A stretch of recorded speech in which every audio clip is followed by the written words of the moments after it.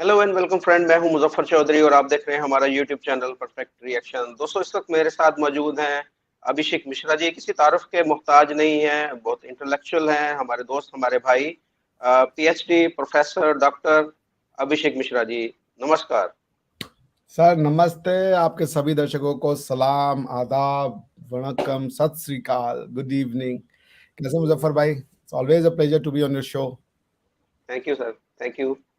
अच्छा हम्म। अभिषेक भाई, आज आपसे हम जानेंगे कि पाकिस्तानी एक वुमेन क्रिकेटर है जो कि बहुत ज्यादा छक्के चौके लगाती थी, हम्म। जिसके बारे में पाकिस्तानी वसीम अकरम ने भी बोला था कि ये एक सीरियस टैलेंट है।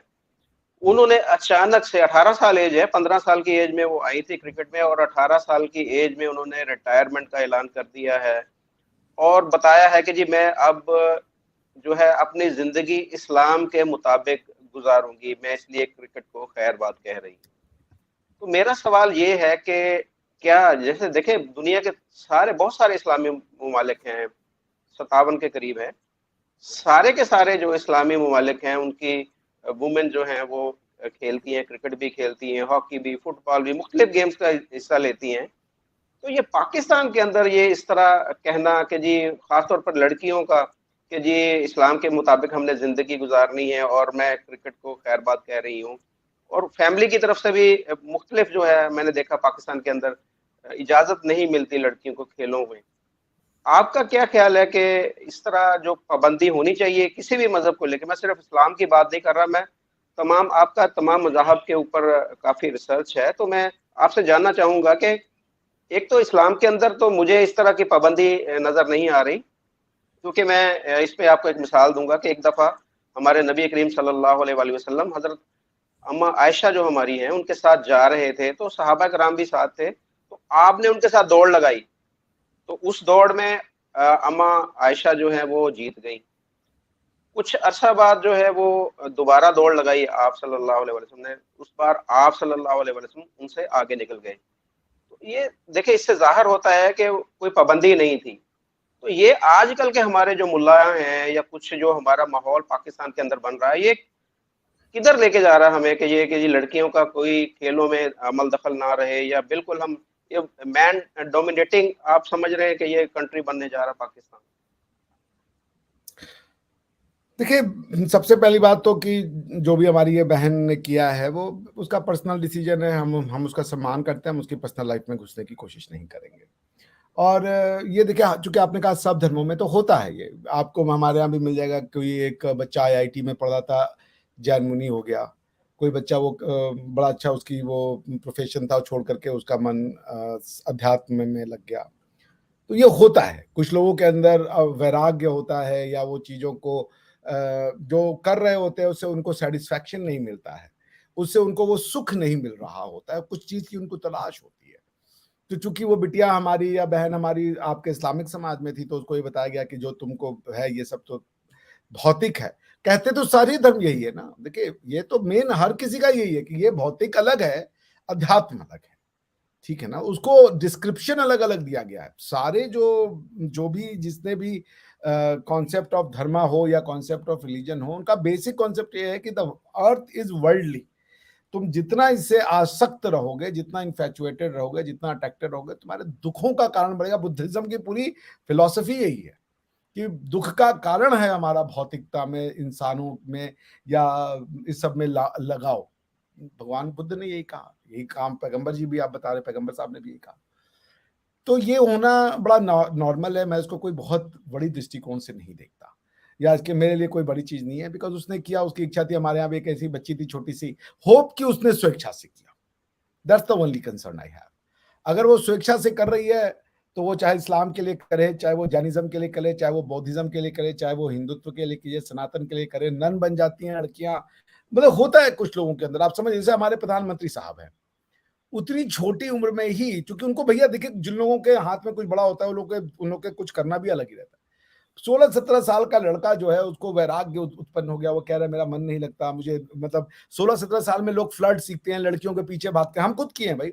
मैं जब स्कूल में था, हिंदी मीडियम में पढ़ता था, हमारे सामने से जो अंग्रेजी मीडियम की लड़कियां जाती थी, तो उनको देख करके बड़ा वो लगता था, कैसे बात कर रही हो। हमारे मन में तो ये सब चल रहा था। लेकिन कुछ ऐसे लोग थे जिनको नहीं था, वो वैराग्य चले गए, वो पहाड़ों में चले गए। हम तो नहीं जाते, हम तो, हमारे दोस्त लोग तो लड़कियों के घर के पीछे जा रहे थे कि ये वाली का पता कर लो, वो वाली का पता कर लो। यही हो रहा था हमारे समय में, जिसका जितनी। तो आप कामयाब नहीं हुए, मुझे लगता है आप कामयाब नहीं हुए अभी। हिंदी मीडियम के थे, कोई सवाल ही नहीं उठता है। तो अंग्रेजी मीडियम वाली लड़कियां हम लोग को तुच्छ समझती थी कि ये घटिया लोग हैं, इनको मुंह में मत लगाओ। आप समझ रहे हैं? तो खैर एनीवेज, तो जो उसने किया वो मुझे उसमें कोई बड़ी चीज नहीं लगती, उसका मन लगता है उसमें तो नहीं, ईश्वर उसको। मेरा असल में क्वेश्चन ये है कि क्रिकेट खेलने के साथ साथ आप इस्लाम के मुताबिक जिंदगी नहीं बसर कर सकते? ये सवाल तो मेरा ये है मेन, कि आप क्रिकेट भी खेलें और इस्लाम के मुताबिक जिंदगी भी गुजारें।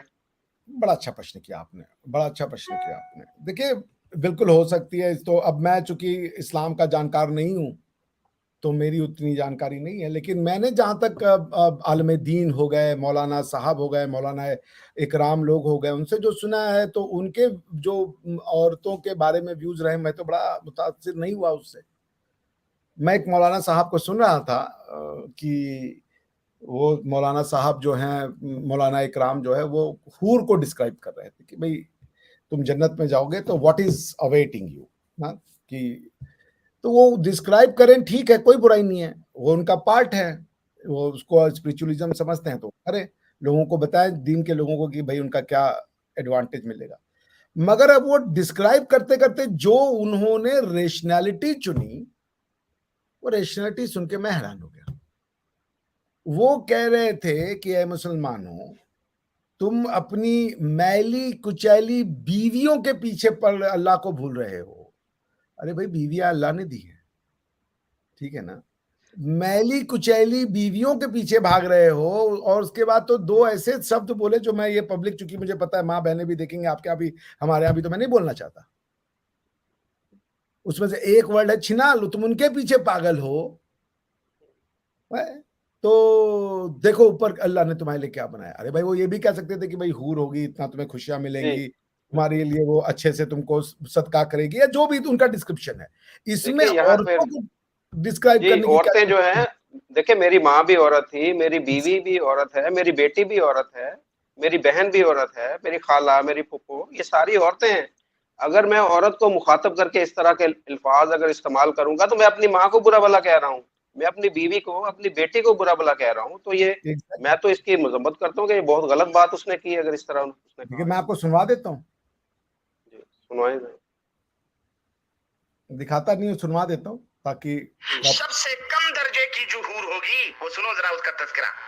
तुम यहाँ मैली कुचैली बीवियों को पाकर अल्लाह को भूल जाते हो, और मैली कुचैली बीवियों को, हम्म, ये तो इस्लाम मुस्लिम जो कि पाकिस्तान में बोल रहे हैं, तो मुसलमानों से ही तक वो कर रहे होंगे।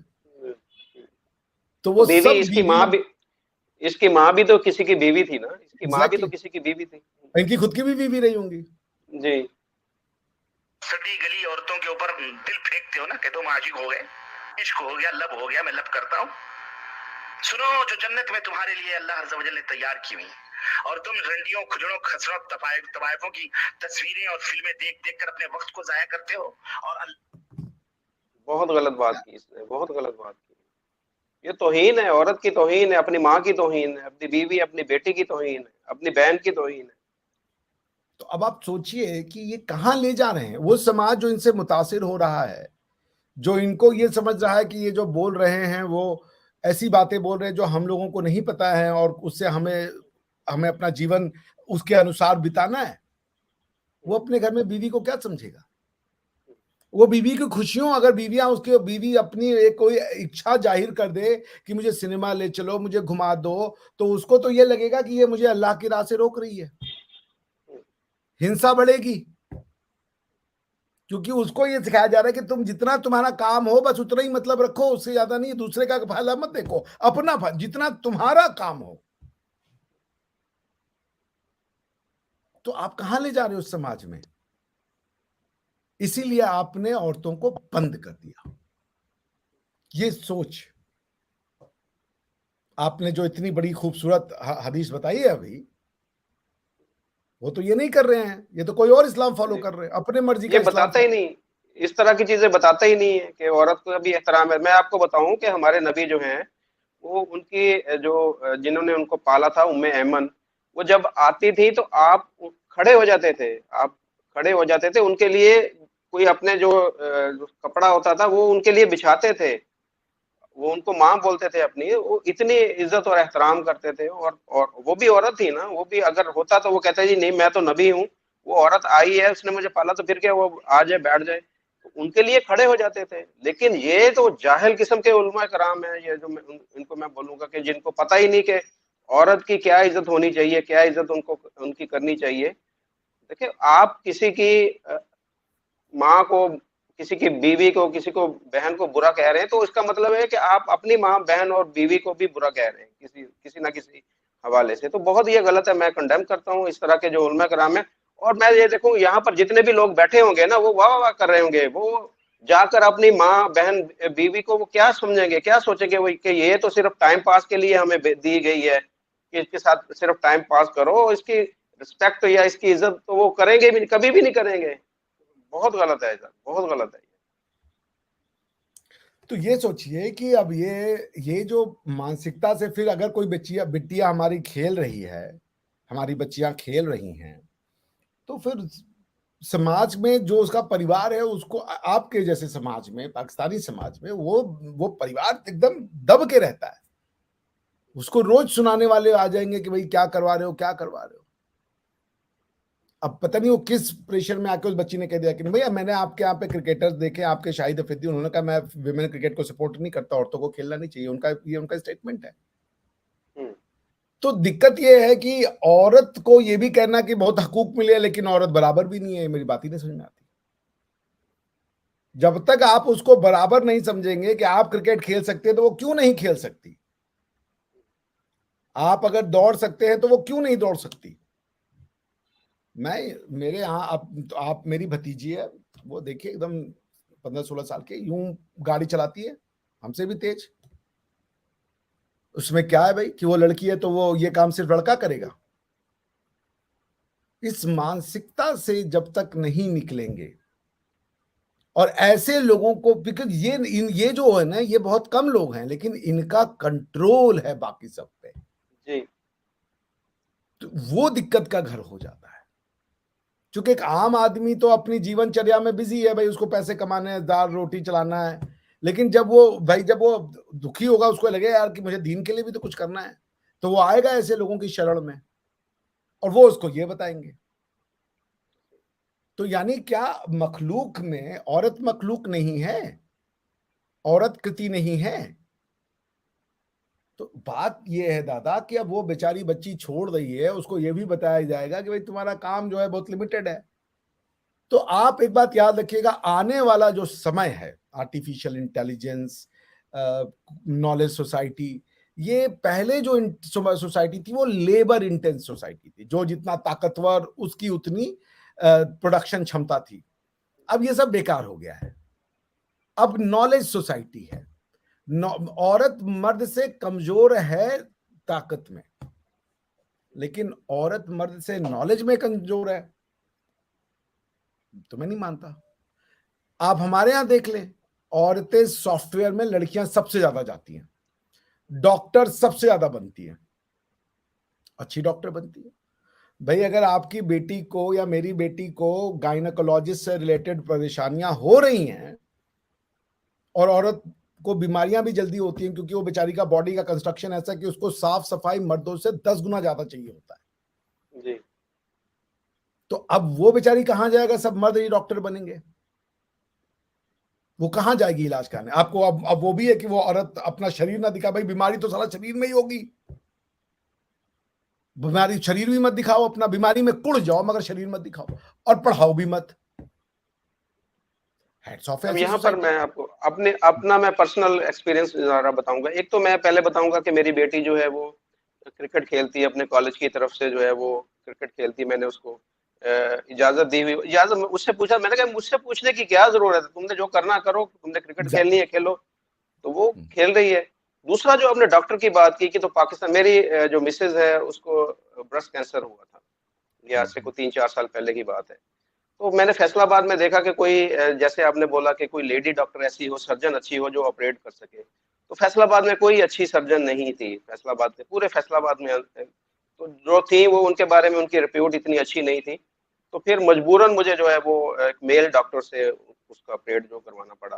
देखिए वो मजबूरी थी, मजबूरी में अब इस्लाम में भी ऐसे है कि अगर किसी की जान जा रही है तो आप उसमें ये नहीं कि आप लाजमी किसी जो फीमेल के से ही ऑपरेट करवाएं, तो वो उसका नहीं, जब ऑपरेट हुआ तो डॉक्टर आपने और मरीज के बीच में मर्द औरत का संबंध नहीं होता, जी डॉक्टर बिल्कुल और मरीज के बीच में मर्ज और इलाज का संबंध होता है। हम्म, हर बिल्कुल औरत ऐसा जो है वो सिर्फ सेक्सुअल ऑब्जेक्ट तो नहीं है, हमारी माएं भी तो हैं, जी हमारी बिल्कुल बेटियां भी तो हैं। हम्म, तो हर औरत के साथ तो हम एक रिश्ता नहीं कायम कर सकते ना, एक ही औरत एक ही दृष्टि से देखी जाए तो डॉक्टर डॉक्टर होता है, लेकिन होना चाहिए, बेहतर होता है, क्योंकि कब किसकी नीयत बदल जाए आप क्या कर सकते हैं। आपको अच्छे डॉक्टर साहब मिल गए, और जैसे मैं अभी आपको बताऊं, मैंने तो अभी अपनी बहन को खोया है ब्रेस्ट कैंसर से।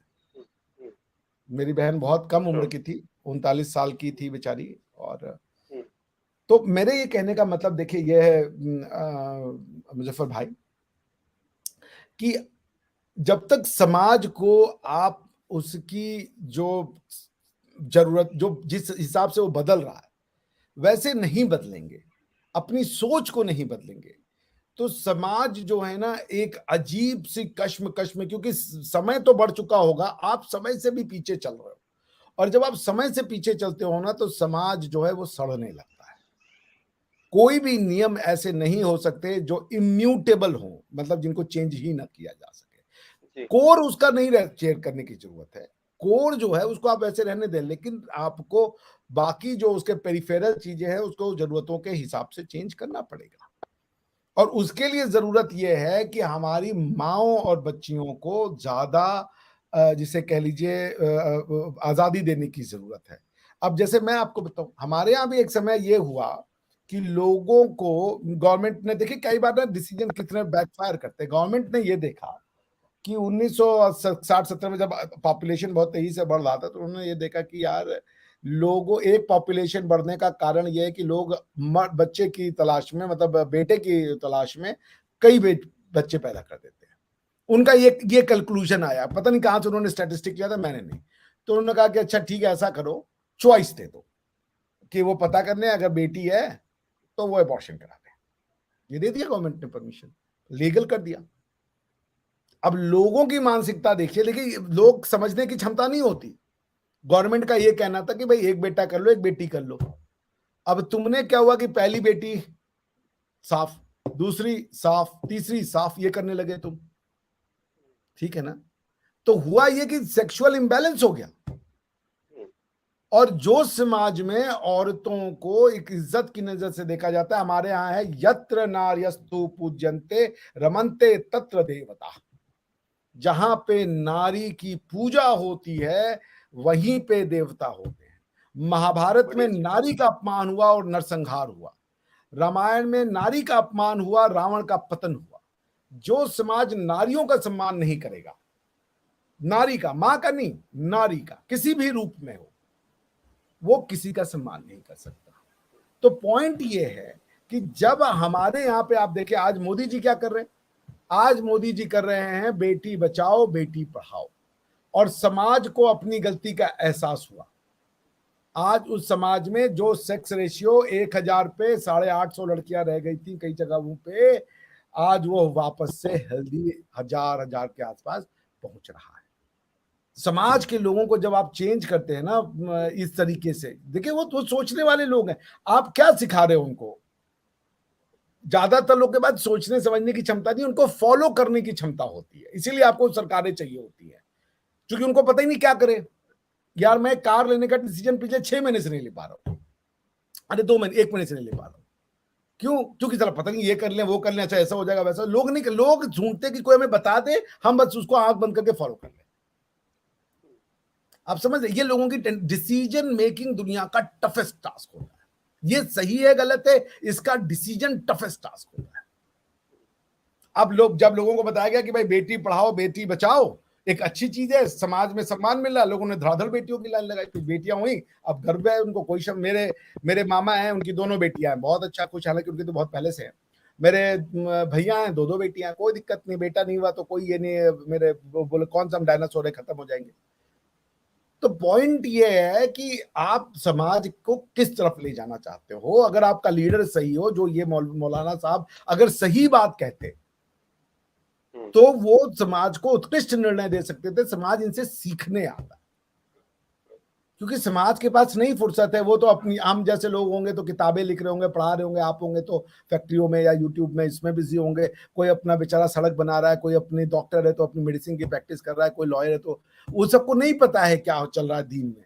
वो आपके पास आता है कि भाई यार वहां भी तो जानना है, आखिरत का भी देखना है, तो चलो इनसे भी मिल लें। वो आखिरत को इतना बता देते हैं कि उनका वो जो प्रेजेंट है, वो मैं सुन के हैरान हो गया। मैंने कहा एक मुसलमान बार बार ये कहता है कि कश्मीर में महिलाओं के साथ ये हो रहा है और मुसलमान औरतों के साथ ये हो रहा है, मुसलमान औरतों के साथ हो रहा है, और इनके मौलाना साहब ये कह के निकल गए, किसी ने कुछ बोलने की हिम्मत नहीं की। मैं अगर खड़ा होता और कोई पंडित जी ये बात कहते, मैं खड़ा होकर तो उनको बोल देता, भाई पंडित जी आप क्या बोल रहे हो, फॉर गॉड से कि आप क्या बोल रहे हो कि मैली कुचैली औरतें, ये मेरी माँ भी किसी की वाइफ थी, मेरी खुद की भी वाइफ होगी, मेरी बेटी किसी की वाइफ बनेगी। आप पूरे औरत जात को लपेट दिए यार उस चक्कर में। और खाली अल्लाह मियां ने खाली हेवन सिर्फ मर्दों के लिए बनाया, ये आप कहना चाहते हो? भाई ये नहीं होगा कि तुम अपनी बीवी को खुश करोगे, उसकी इच्छाओं का ध्यान रखोगे, तो वो तुम्हें उसका वो नहीं मिलेगा शबाब? बिल्कुल मिलेगा।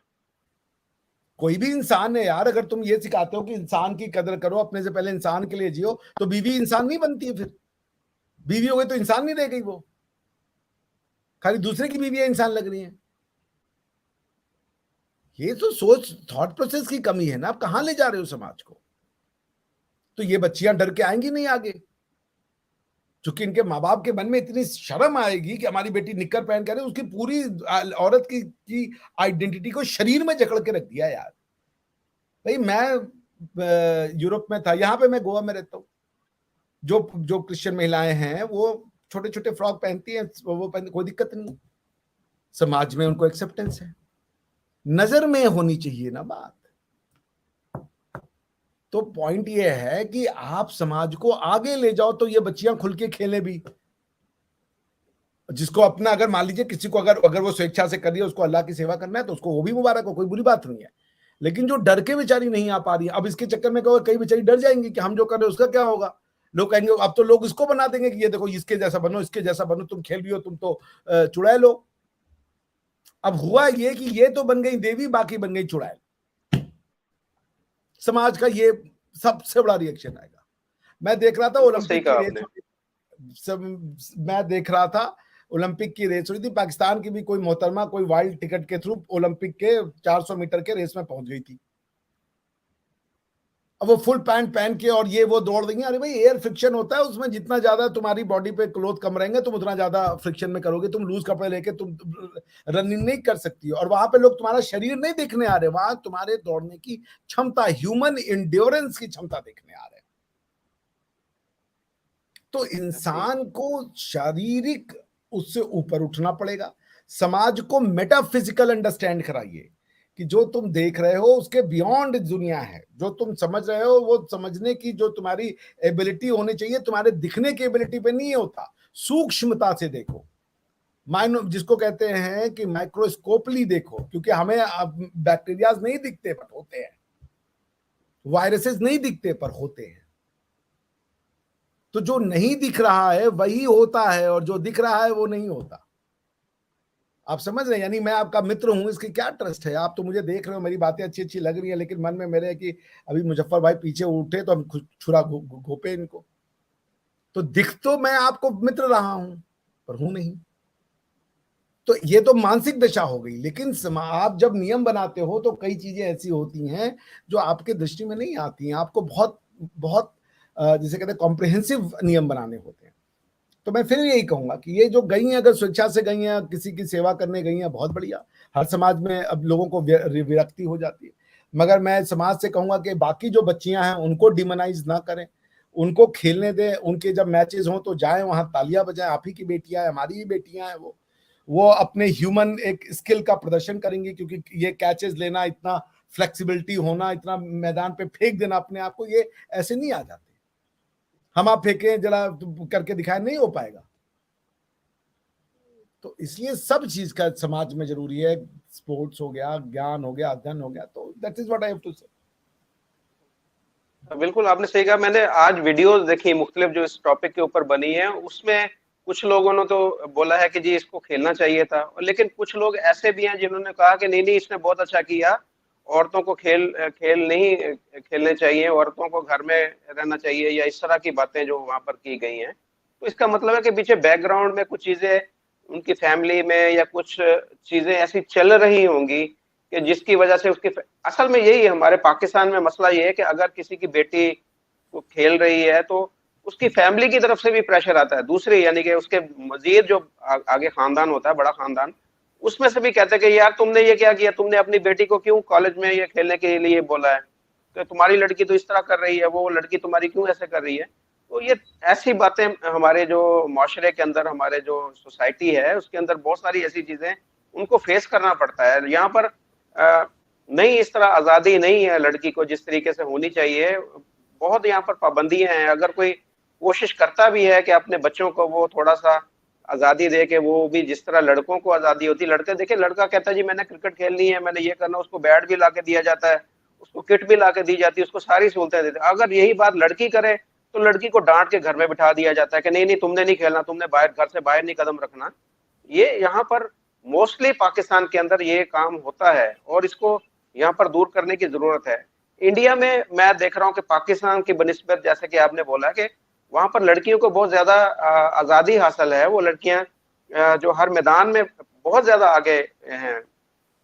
बताइएगा जरा हमें इस बारे। मैं आपको एक बात बताऊं, जब मतलब 2 बार के ओलंपिक के पहले एक बार हुआ कि सारे ओलंपिक मेडल में मर्द हार गए, पहली ओलंपिक लेके एक बेटी आई तो पूरा इंडिया खुद बड़ा ओलंपिक का मेडल आया, ओलंपिक का मेडल आया।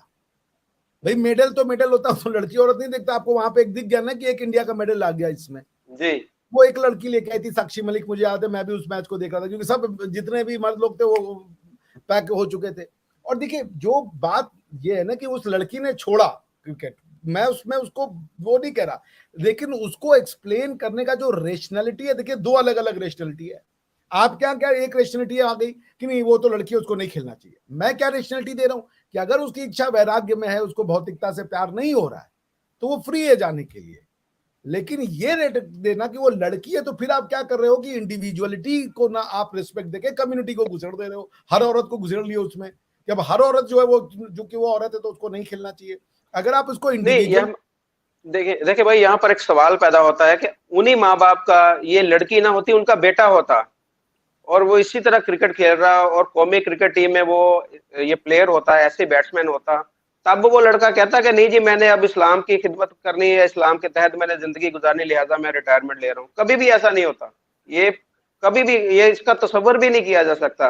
आप देख ले पाकिस्तान के अंदर जितने भी हैं, अगर उन्होंने इस्लाम के तहत अपनी जिंदगी को गुजारा, जैसे मोहम्मद यूसुफ, जो पहले यूसुफ योहन्ना थे, मुसलमान हुए हैं, उसके अलावा और भी बहुत सारे ऐसे हैं, इंजमामुल हक हैं, वो भी उन्होंने अपनी दाढ़ी रखी और टोपी पहनी, सारा कुछ किया, लेकिन उन्हें क्रिकेट से रिटायरमेंट नहीं ली।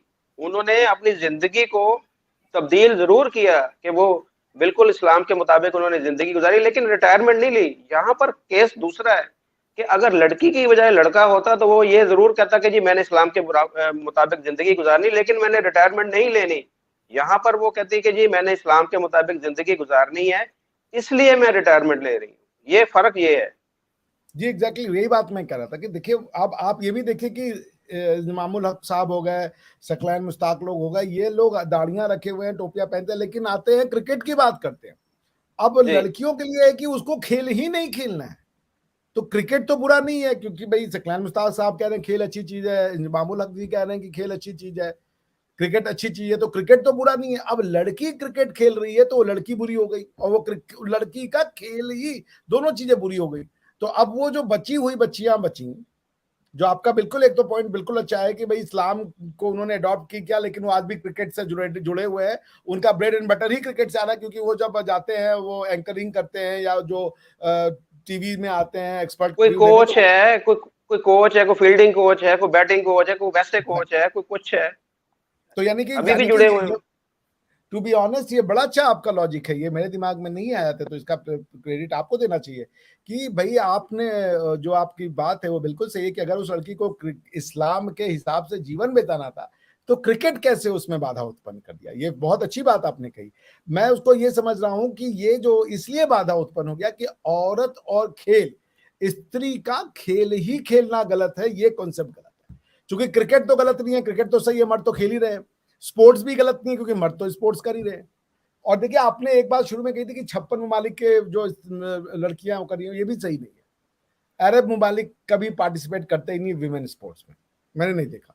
हमारे यहाँ एक चेस की लड़की थी, मोनिका कुछ करके, उसको चेस खेलने जाना था, तो ईरान में ये था कि आप चेस खेलेंगी तो वो लगाएंगी अबाया या दुपट्टा या मतलब सर कवर, हाँ, तो उसने मना कर दिया, वो नहीं गई। उसने कहा नहीं, मैं नहीं करूंगी, खेली से आउट कर दिया उसने बाहर। तो मैं क्या करूं कि देखिए, अगर उसकी पर्सनल चॉइस है तो ठीक है कि भाई मुझे नहीं बनना है, लेकिन ये बात आपकी बिल्कुल सही है, it's a very valid point कि अगर इस्लाम के हिसाब से जिंदगी बितानी है तो क्रिकेट क्यों छोड़ना, क्योंकि बाकी लोग भी तो क्रिकेट खेल रहे हैं और इस्लाम के हिसाब से जिंदगी भी बिता रहे हैं। ये बात मैं आपकी बात इसमें वो करता हूँ, लेकिन उसमें वही है, रेशनैलिटी ये नहीं है कि उसको पर्सनल जाना, रेशनैलिटी ये है कि औरत है, घर में रहे, बच्चे पैदा करे। ये दिमाग जब तक नहीं खुलेगा तो बड़ा दिक्कत का घर होगा। लेकिन ये कि अब आप जैसे जो सोचने वाले हैं, जिन्होंने अपने बच्चियों को, जो हमारी बेटियां हैं वो खेल रही हैं, लोग, समाज देखेगा, खुलेगा। और चूंकि इंडिया से कंपैरिजन चलता है, तो इंडिया में जैसे जैसे ये आगे बढ़ेंगी औरतें, वो आपके यहाँ भी खुजली मचेगी। वो मैं आपको बता रहा हूँ, क्योंकि आपकी जिंदगी, जो पाकिस्तान की जिंदगी का एक ही मतलब है, जो इंडिया कह रहा है उसको करो। अच्छा, अब ये देखिए मुजफ्फर भाई, मैं फवाद चौधरी का वो वायरल कमेंट देख रहा था यार, मैं हैरान हो गया। The man is science and technology minister, वो कह रहा है कि यार तुम्हें चांद पे जाने के लिए पापड़ बेलने पड़े हैं यार, क्या हमें तो सब पता है कि चांद दिख रहा है, उसकी लॉन्गिट्यूड लैटिट्यूड पता है हमें। मैंने कहा द मैन इज मिनिस्टर। आप क्या लिटरली भैया वो है बहरान है अच्छे लोगों का भाई। मैं उसके बाद समझ में आया कि ये लोग कौन है। वो जो फिल्म का डायलॉग है ना, अरशद वारसी बोलता है, ये कौन लोग हैं, कहाँ से आते हैं।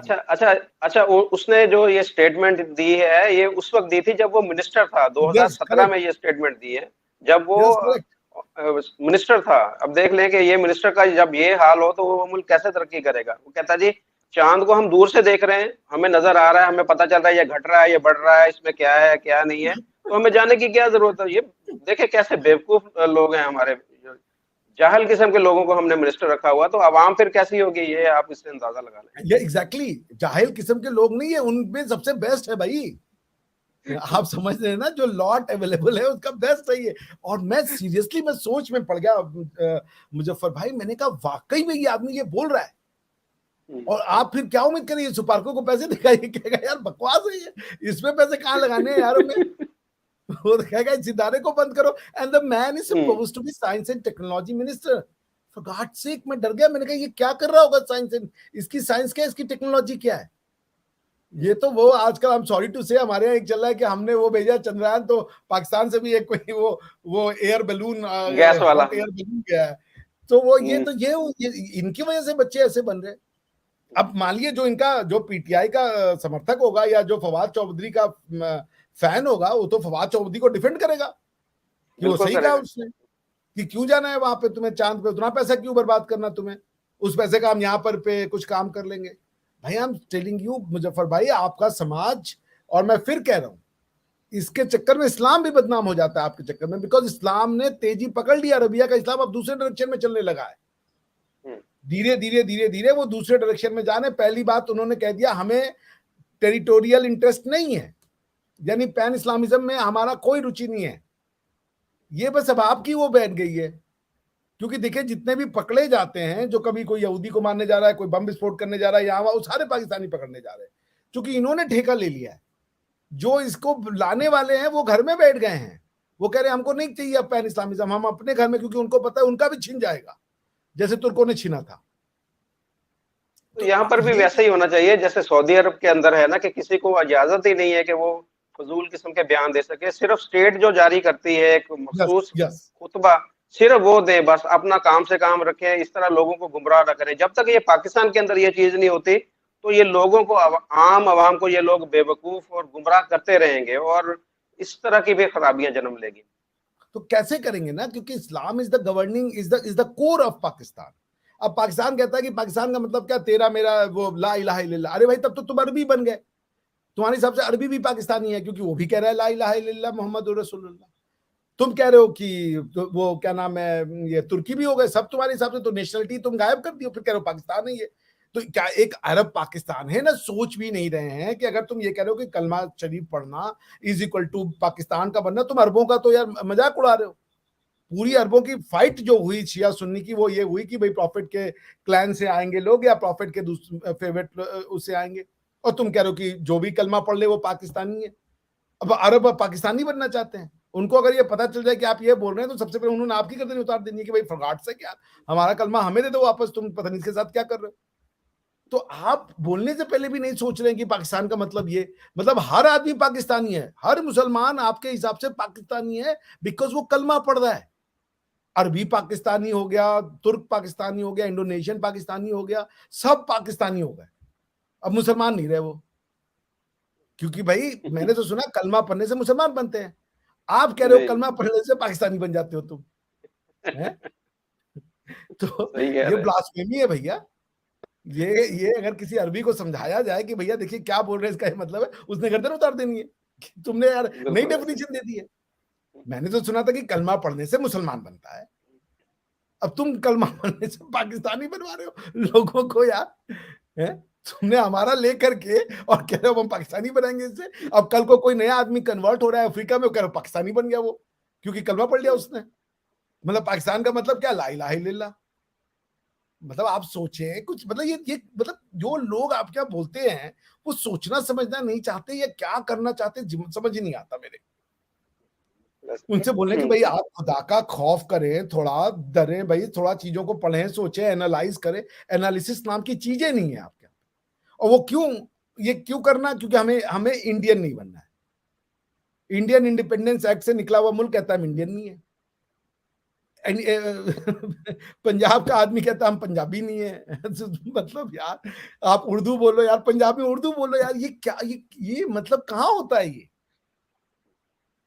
आप सोचिए कहाँ। हर घर में होता है, हमारे हर घर में उर्दू बोली जाती है। हम अपने बच्चों के साथ खास तौर पर उर्दू बोलते हैं।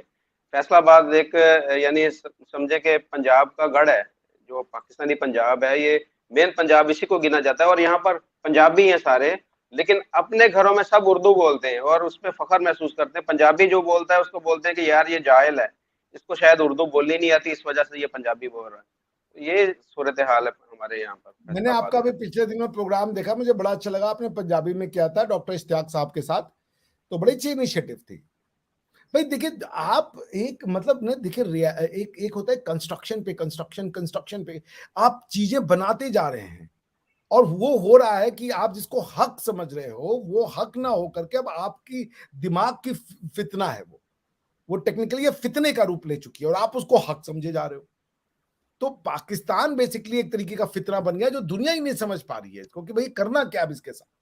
क्योंकि एक तो वो जो जैसे ये मौलाना साहब थे, जो ये मौलाना साहब अब क्या इनको रजाए नहा बोले, रहमतुल्लाह बोले, क्या बोले मुझे पता नहीं है, लेकिन ये मौलाना साहब डिस्क्रिप्शन देखते देखते कुछ भी बोल रहे हैं और कोई इनको बोलने वाला नहीं है।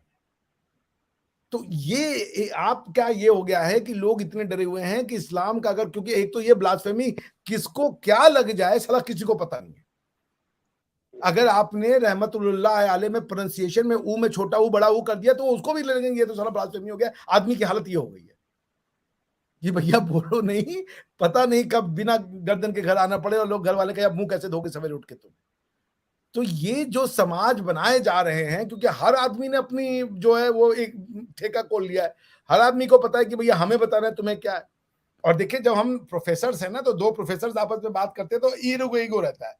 मैंने बोला यार इसका एक्सप्लेनेशन ये है, सामने बोला अरे नहीं यार this is not, I think you're wrong. उसी तरीके से जब दो मौलाना मिलेंगे ना, वो कहेंगे यार मैंने तो यार लगता है ना एदमीन ए हो गया, तो सामने वाला मौलाना कहेगा यार तुझसे कम मुफ्ती हूं मैं, तुझसे कम डिग्री है मेरी, उसने कहा नहीं ये नहीं होगा, ये होगा। दैट एक्सप्लेन्स सो मेनी फिरकास,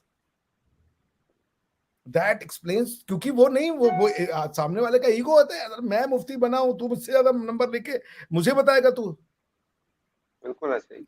ये जो अब इसमें आपको क्या चाहिए कि अब आप जब आपने देखिए यही करता है कॉन्स्टिट्यूशनल सोसाइटी, जब कोर्ट्स बन जाती है तो कोर्ट एक फाइनल होता है, उसका डिसीजन फाइनल हो जाता है, और वो एक हाईएस्ट अपीलेट होता है कि चलो यहां पे गए, यहां पे गए, यहां पे गए, अब खत्म, अब जो बोल दिया वही होगा, और वही उसका मतलब होगा जिस चीज को उन्होंने एक्सप्लेन किया है। आप क्या, ये नहीं है। एक ने कहा कि वो क्योंकि स्कूल है थॉट, ये स्कूल ऑफ थॉट का ये कहना है, ये स्कूल ऑफ थॉट का कहना, मैंने उससे नहीं मानना है। तो ये एक लीगल प्रॉब्लम है, इसीलिए ये कॉन्स्टिट्यूशनल प्रॉब्लम है, ये सोशल प्रॉब्लम नहीं है। आपके यहाँ पे जो कॉन्स्टिट्यूशनल फ्रेमिंग करी जानी चाहिए थी कि समाज को समरूपता, एक दिशा दे जाए, उल्टा हो गया। आपने उस हर चीज में फ्रॉड घुसेड़ दिया, हर चीज में जिसे कह दीजिए आर्टिफिशियलिटी घुसेड़ दी, कोई चीज आपने नेचुरल नहीं रहने दी। कॉन्स्टिट्यूशन बनाया तो कह रहे हैं कि कुरान हमारा कॉन्स्टिट्यूशन है, भाई सब कुछ कुरान से गवर्न होता, फिर कॉन्स्टिट्यूशन क्यों बना रहे हो? और कुरान आपका कॉन्स्टिट्यूशन है तो फिर अरबों का क्या है? अरबों का, भाई कुरान में तो सारे अरबों की हिस्ट्री दी हुई है, सब कुछ वहां का ही बताया गया है। उसमें तो मुझे जहां तक मेरी हो सकता है नॉलेज गलत हो, पर कुरान में सारी की सारी जो अगर कोई नदियां, कोई नाले, कोई शहर, कोई स्थान का नाम आया होगा तो उसी जगह का आया होगा ना। वो तो अमेरिका के किसी शहर का नाम तो नहीं लिखा होगा उसमें, या जो पेरू है या कोलंबिया, उसके बारे में तो नहीं लिखा होगा उसमें। तो फिर अब आपने अपनी सारी हिस्ट्री को धो दिया। आपको ये करना चाहिए कि हमको तौहीद में इंटरेस्ट है, हमको जो है भैया ये वाले भगवान में इंटरेस्ट, ठीक है, तौहीद लेके आप अपना रमे हुए हैं अल्लाह मियाँ की उसमें कर रहे हैं। अब आपने कहा नहीं, अब हमें तो लॉ भी चाहिए। अब हमें लॉ भी नहीं चाहिए, अब हमें अपना कल्चर भी दो। अब हिंदुस्तान के मुसलमान का कल्चर क्या है, ये मैं सोच सोच के कई बार मेरे दांतों में दर्द हो जाता है कि हिंदुस्तान के मुसलमान का कल्चर क्या है। और कल्चर क्या होता है? कल्चर होता है खाना पीना, क्योंकि कल्चर जो है वो स्वतः स्फूर्त होता है भौगोलिक स्थिति के हिसाब से। जैसे जो बेचारा एंटार्क्टिका में रह रहा होगा, आर्कटिक में रह रहा होगा, जहां पे कि ना खेती उगती है ना कुछ होता है, वो मछली ही खाएगा, सील खाएगा, क्योंकि वहां पे वही होती है। ये फ्रेश वाटर की मछलियां वहां नहीं मिलने वाली हैं आपको। वहां कोई ऊंट ना मिलेगा, वहां पे कोई एक पेड़ नहीं उगता तो कोई फल भी नहीं उगता वहां। वो सारा दिन ठंडे में रहेंगे, उनको ये पता ही नहीं है कि भैया जो है पानी चीज क्या होती है। उसके लिए तो जिंदगी मुहाल है। वो दुनिया के -50 डिग्री के जब उसमें टेम्परेचर में जब जिंदगी होती है तो उसको पता होता है कि क्या अब पहनना है, क्या करना है, और कैसे उसके घर जो होते हैं बनाने हैं। वो सीख जाता है अपने को, उस हिसाब से ढाल लेता है वो। तो अब समस्या ये कि अब आपने अपने कल्चर पे आड़ी मारनी शुरू कर दी। अब आप, हिंदुस्तान का मुसलमान जो है वो कपड़े ढूंढ रहा है, वो कपड़े ढूंढ रहा है, कह रहा है अचकन और शेरवानी में हम मुसलमान, जिसे कहते हैं कि वो बजाहिर बनना चाहता है, अंदर से नहीं बनना चाहता। आप समझ रहे हैं? वो बजाहिर तो बनना चाहता है कि मैं अचकन पहन लूं, ये टोपी लगा लूं, अरबी वाला क्लोक पहन लूं, लेकिन अंदर से जब बारी आती है तो वो हिचकिचा जाता है, क्योंकि अंदर तो कुछ नहीं मानता भाई। प्रॉफिट, अरे अल्लाह ने कहा है, अल्लाह सुब्हान व तआला ने, कि तुम किसी के झूठे खुदा की भी बुराई मत करो, क्योंकि वो तुम्हारे खुदा की कर सकता है। कोई मानते मौलाना साहब? दिन रात सबके खुदाओं की गाली दिए पड़े, दिन रात। और जब आप अल्लाह की बात को नहीं मानते हो तो फिर अल्लाह कहता है तो मुनाफिक हो। फिर अब जैसे पूरा पाकिस्तान अल्लाह की दृष्टि से तो मुनाफिक है, क्योंकि आप पार्लियामेंट भी चाह रहे हो और चाह रहे हो कि हम कुरान से भी चले। मुनाफिकत की हद है भाई, ये मुनाफिकत की सबसे बड़ी हद ये है। और अल्लाह जो है शिर्क और मुनाफिकत को माफ नहीं करता, जहां तक मेरी अंडरस्टैंडिंग है। जी ऐसे ही है। तो आपका पूरा देश जो है वो इस जिद में कि हम हिंदुस्तान से अलग हैं, उसने कटोरा पकड़ा, क्योंकि ट्रेड नहीं करना, बिजनेस नहीं करना, तबाहो बर्बाद करे। भाई इकोनॉमिक्स नेचुरल चीज का नाम है। आपने अपनी इकोनॉमिक्स को तबाह किया। Two nation theory means destruction of economics, trade बंद, बिजनेस बंद। आपने चीजों को हिंदू मुसलमान बना दिया। आपने कहा कि हम तो सेंट्रल एशिया में रास्ता देंगे। पता नहीं सेंट्रल एशिया के बर्फ में कौन जाना चाह रहा है, मुझे तो समझे में नहीं आ रहा है यार। आने वाले समय में ये तो सोलर एनर्जी और ये विंड एनर्जी और ये सब आ रही है, उसका तो कोई वैल्यू ही नहीं है। के जाल चाहते हो, हमको तो समझे में नहीं आता कि के जाल चाहते हो भैया कि चलो भैया सेंट्रल एशिया जाएंगे बिजनेस। लोग रहते नहीं वहां पे, बर्फ इतना -20, -25, -50 का टेम्परेचर है, घोड़े मिलते हैं वो खाली वहां पे। तो वहां जाके बिजनेस का क्या करना है हमें? सेंट्रल एशिया का रास्ता हमसे आता है, सेंट्रल एशिया का रास्ता हमसे आता है। आपने ये टू नेशन थ्योरी से पहले इकोनॉमिक्स तबाह की, सोचा नहीं आपने। इकोनॉमिक्स एक कंटिग्यूटी का नाम होता है, फसलें एक इलाके में होती हैं। अब आपके इलाके में क्या आप खजूर उगा लीजिएगा? जब वो इलाका ही पंजाब का है, वो मिट्टी पूरी पंजाब की बनी हुई, तो वहां पे गेहूं, धान, चावल, बाजरा, मक्का यही उगेगा। आपने काट दिया उसकी नस कि नहीं, टू नेशन थ्योरी, इसको बांट दो। आपने जब टू नेशन थ्योरी करी तो आपने क्या बांटा? आपने इकोनॉमिक्स बांट दिया, आपने ट्रेड बांट दिया, और उसके बाद आपने अपने इकोनॉमिक्स और ट्रेड को तबाह किया, क्योंकि जो उसका नेचुरल इकोनॉमिक्स होना था वो वहीं के लोग खरीदते हैं। जब आप इंटरनली इकोनॉमिक्स में स्ट्रांग होते हैं तब आप बाहर से ट्रेड कर पाते हो। आपने अपने इंटरनल कंजम्पशन पे ताले मार दिए, तोड़ दिया आपने। तब आपने टू नेशन थ्योरी ने पहले आपके इकोनॉमिक्स को तबाह किया, उसी दिन कशकोल आपके हाथ में आ गया था। आपकी इकोनॉमिक्स कभी नहीं बदल सकती जब तक आप टू नेशन थ्योरी का निगेशन नहीं करते। दूसरा, बिल्कुल सही कहा कि जब आपने टू नेशन थ्योरी दी तो आपने अपने कल्चर को डिस्ट्रॉय कर दिया, क्योंकि अब आप तलाश रहे हो कि हमारा कल्चर क्या है, हम लोग हैं कौन, हम कहां से जुड़ेंगे, किसके साथ जाए, किसके साथ। आप सबको अपना भाई बनाए पड़े हो, भाई के अलावा सबको अपना भाई बना लो। जो आपका भाई है उसको आप अपना दुश्मन बोल चुके हो, और जो बाकी लोग हैं वो सब आपके भाई हैं। तो सब बेसिकली आपके पीछे हंसते हैं कि ये अजीब लोग हैं, इन कोई आपको अपना नहीं मानता। आप अरबी को समझते हो, अरबी आपको अपना कल्चर देना चाहता है, नहीं देना चाहता, मुझे पता है, मैं अरबी दोस्त रहे हैं मेरे। वो ये जरूर कहेगा आपसे, मुस्लिम ब्रदर, यस ब्रदर, और ब्रदर गुड गुड गुड, 2 दिन जरा साथ रह के देखिए, एक दूसरे की शक्ल नहीं देखेंगे। इसका सबसे अच्छा एग्जाम्पल है क्या?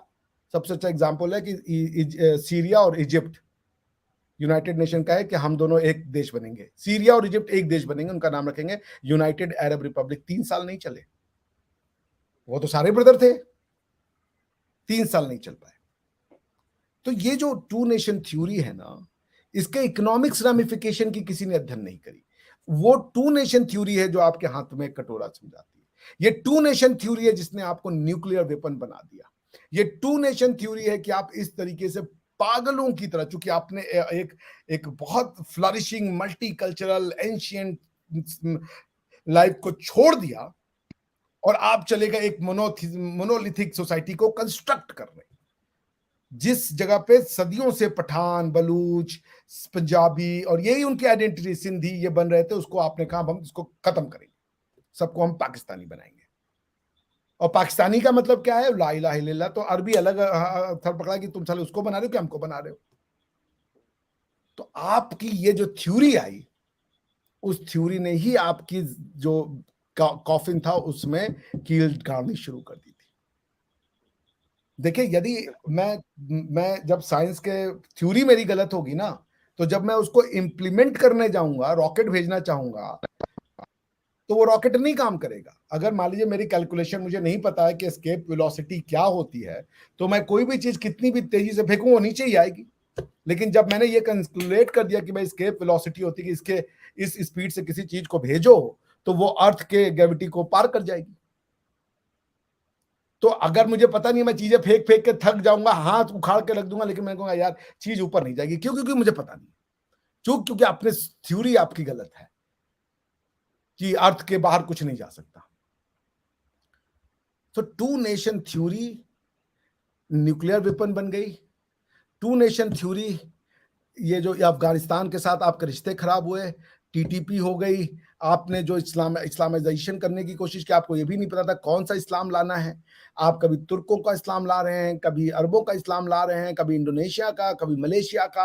आप आपने एक आदमी का जहन बना दिया उन बेचारों का 50 साल में। वो कंफ्यूज लोग हैं, उनको लगता है कि इस्लाम आ जाएगा तो पता नहीं क्या मिल जाएगा। हर आदमी ये बोल रहा है कि इस्लाम ही नाफिज नहीं हो रहा है यार, इसलिए हमारी समस्या है। उसको ये भी नहीं पता कि इस्लाम हमें नाफिज कैसे करना है, क्योंकि जो नाफिज कर रहे हैं वो तो कह रहे हैं कि भैया हम हदीस को ही नहीं मानेंगे। अब तो वो कह रहे हैं हम हाईटेक सिटी बनाएंगे। तो अब हिंदुस्तान का जो मुसलमान है वो अरबों को गाली दे रहा है कि इनको भी सालों को पता नहीं है, हमें पता है। और इसलिए अरब और भी चिढ़ेंगे कि तुम हमको बताओगे हमारी चीज क्या। वो अभी वो एक जो फॉरेन मिनिस्टर थे यूएई के, उनका अभी वायरल हुआ था ना, वो बोले थे कि यूरोप ये डिसाइड कर रहा है, उसको हमसे भी ज्यादा पता है इस्लाम क्या है, और वो उसको भोगेंगे। he was prescient, prophetic, उसको पता था क्या होने वाला और वो हुआ। यूरोप ने उसको भोगा। उसने कहा कि आप अच्छे लोग नहीं ले जा रहे हो, आप तो हुलिगन्स को ले जा रहे हो, एक्सट्रीमिस्ट को ले जा रहे हो। वही बात आपके साथ थी आप सोच नहीं रहे हो, क्योंकि आपको बोलने का है, आप इस्लाम का नाम लेके कुछ भी बोलो, लोगों को वो है कि अच्छा भाई पता नहीं क्या बोल रहा है ये। जिसको सही कहा। आपको रिलीजन, आपके चक्कर में रिलीजन भी आप चूंकि इस्लाम के वो हो गए हो, आपके चक्कर में रिलीजन का भी होता है, इसलिए अरब भी अब आपसे थक गए। उन्होंने कहा यार इनको सबक सिखाओ आप। इसलिए अरबों ने आपसे कहा कि तुम्हें हमसे पैसा चाहिए, सऊदी अरब ने कहा कि तुम पहले जाओ आईएमएफ से मांगो, अगर आईएमएफ देगा तो मैं तुमको वो डिपॉजिट का $2 बिलियन दूंगा, अगर नहीं देगा तो मैं नहीं दूंगा। क्योंकि उनको भी पता चल गया कि हम दुनिया के साथ ही चलेंगे, इनके साथ तो हमें चलने का कोई फायदा नहीं है। क्योंकि आपका क्या है कि भाई चुके हम मुसलमान हैं तो हमें खिलाओ, हमें पिलाओ, हमें बम दे दो, हमें हथियार दे दो, हमें पैसा लोन पे दे दो, हम कुछ नहीं करेंगे। क्यों? क्योंकि हम मुसलमान, हमने दुनिया पे एहसान कर दिया है और हमें स्पेशल ट्रीटमेंट चाहिए हर जगह, जहां जाए दुनिया में हमें स्पेशल ट्रीटमेंट दो। क्यों? क्योंकि भैया मुसलमान, हम पाकिस्तानी हैं, अजीम कौम है। अरे भाई कौमें, कोई इंसान या कौम बुरी नहीं होती है। इथोपियन, युगांडन, जिसको ईश्वर ने जितनी नेचुरल रिसोर्सेज दिए वो सब उसमें बेस्ट है। सिर्फ इंडियन बेस्ट है ये मैं नहीं मानता, इथोपिया के लोग भी बेस्ट है, पेरू के लोग भी बेस्ट है। जिसको जितनी समझ दी ईश्वर ने, अल्लाह ने, सब उसमें अपना अपना बेस्ट करके बैठे हुए हैं। लेकिन पाकिस्तान इकलौती ऐसी चीज है कि इकलौती ऐसी नेशन है जिसको ये पता नहीं है, जिसको ये पता है कि हम बेस्ट हैं, पर ये नहीं पता कि हम क्यों बेस्ट हैं। उनको इस चीज का आभास ही नहीं है, वो मान के बैठ गए हैं। उनके यहाँ कोई प्रॉब्लम होती है आप क्या ना, तो उस प्रॉब्लम पे लोग एनालाइज नहीं करते, सोचते विचारते नहीं है, गौर फिक्र नहीं करते, वो मान लेते क्या, अरे ये प्रॉब्लम हुआ, ये तो यार यहूद और हनूद, पूरा मतलब इंडिया, इजराइल, अमेरिका सब छोड़ के ये बैठ के सोच रहे हैं मोदी, बाइडेन और नेतन्याहू पाकिस्तान को कैसे परेशान करना है। जिसको अगले इलेक्शन का पता नहीं है, मोदी जी 2024 में जीतने के लिए लगे होंगे कि उनके दिमाग में ये चलेगा कि अब पाकिस्तान के साथ क्या करना है, जरा सोचो तो जरा इनकी कैसे चिकोटी काटनी है इनको, और चिकोटी काट के भाग जाना है। क्योंकि हम तो हिंदू हैं, हमने तो इनको, हनूद ने तो परेशान करना ही करना है, यहूद का तो वो देख लेगा उधर से। तो जिस चीज का आंसर नहीं है उसका एक ही आंसर है, साजिश। आई डोंट नो, साजिश, साजिश हो गई। तो भाई आपके यहाँ पे 3 चीजें कभी खत्म नहीं होंगी। कटोरा, जब तक पाकिस्तान है, जब तक सूरज चांद रहेगा, कटोरा तेरा नाम रहेगा। ये नंबर आप समझ रहे? क्यों? क्योंकि उसकी वो नहीं, बहुत शुक्रिया। वो कटोरा नहीं है, वो 2 नेशन थ्योरी है। 2 नेशन थ्योरी ने आपने इकोनॉमिक्स को तोड़ दिया।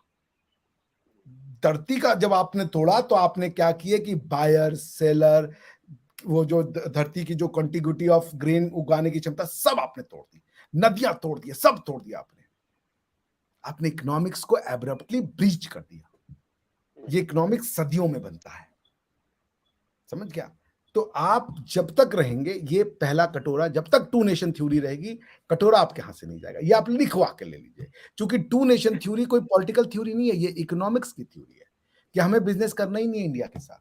हिंदू इकोनॉमिक्स को आप हिंदू मुसलमान बना दिए। दूसरा, जब तक 2 नेशन थ्योरी रहेगी, ये आप जान के रखिए कि आप कभी ये पता नहीं चलेगा कि हम हैं कौन, हमारा कल्चर क्या है, कभी नहीं पता चलेगा आपको। और आप हमेशा एक ऐसा वो समाज रहेगा जो घाव से भरा हुआ है, वो हमेशा उसको जरा तो छुए वो दर्द में हो जाएगा, वो दुनिया से नफरत करेगा। 2 नेशन थ्योरी नफरतों को जन्म देती है। क्यों? क्योंकि बोलते हैं हम तो ऐसा रह ही नहीं सकते। ऐसा कौन सा अल्लाह मियां ने रिलीजन बनाया हुआ जो ये कहे कि हम तुम साथ में नहीं रह सकते 2 इंसान? तो 2 नेशन थ्योरी का मतलब है नफरत। आप दुनिया सिर्फ हिंदू से नहीं चढ़ेंगे, पहले हिंदू से शुरू करेंगे, अमेरिका पे जाएंगे, सब में आपको नफरत ढूंढना है। 2 नेशन थ्योरी मींस हेट्रेड, नफरत इंसानों के बीच में। और लास्ट वो है कि 2 नेशन थ्योरी का मतलब है कि आप हमेशा एक, जिसे कह लीजिए, कंफ्यूज्ड स्टेट ऑफ माइंड कि हम हैं, करना क्या है, हमें किसी चीज का आंसर नहीं ढूंढना। आप पढ़ना नहीं चाहेंगे, क्योंकि पढ़ेंगे तो आपको सच्चाई का समझना पड़ेगा, वो उससे आप डरेंगे। जैसे मैंने एक बहुत बड़े आपके स्कॉलर से बातचीत की, जब मैंने सच रखा तो वो बिफर पड़े, नहीं सुनना चाहता आदमी अगेंस्ट में कुछ, वो बदलना चाहेगा, लेकिन जब उसके सामने सच रखिएगा ना तो उसको नहीं सुनना चाहता वो, क्योंकि वो जो देखना भी चाहता है वो अपनी ही दृष्टिकोण से ही देखना चाहता है। ये 3 चीजें, सत्य आपके यहां कभी नहीं आएगा, कटोरा आपका कभी खत्म नहीं होगा, नफरत आपकी खत्म नहीं होगी। हिंदुओं से शुरू होके वो अटलांटिक के भी लोगों तक आप नफरत पहुंचा देंगे कि ये भी साले बेकार के लोग हैं। This is how it will be. चलिए, हमने बहुत बहुत शुक्रिया ज्यादा अभिषेक भाई, बहुत शुक्रिया, थैंक यू वेरी मच। बड़ी डिटेल के साथ आपने सारी चीजों का अहाता किया।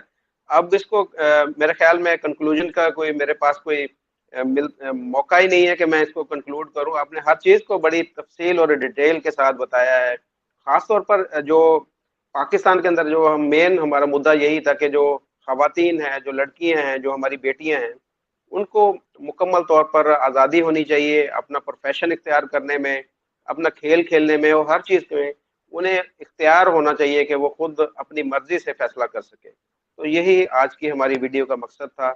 उम्मीद है आपको ये हमारी वीडियो पसंद आएगी और हमारी वीडियो को लाइक भी कीजिएगा, इसको शेयर भी कीजिएगा और चैनल को सब्सक्राइब भी कर दीजिएगा। अभिषेक भाई, आपका बहुत शुक्रिया, आपने टाइम दिया, बड़ा कीमती आपके पास टाइम होता है। आप अपनी किताब के ऊपर रिसर्च कर रहे हैं, तो मैं माजरत चाहता हूँ कि मैं आपको डिस्टर्ब करता हूँ। तो आप नहीं, अपनी रिसर्च जब आपकी कंप्लीट हो जाएगी फिर रोज हम आपसे बात किया करेंगे। डन। रिसर्च तो खैर कभी कंप्लीट होने वाली नहीं है, लेकिन ये कि हाँ, नहीं, आपके साथ बात करके एक ब्रेक हो जाता है तो मुझे भी बड़ा अच्छा लगता है। तो आप मेरे बड़े भाई की तरह हैं, तो I come as a family member. Chit chat हो जाती है, गप्पे लग जाती है, माइंड फ्रेश हो जाता है और काम का काम हो जाता है। जी, बहुत शुक्रिया तो अभिषेक कोई भाई, अपना ख्याल रखिएगा। Thank you very much. नमस्कार। अल्लाह हाफिज। अल्लाह नमस्ते। हाफिज।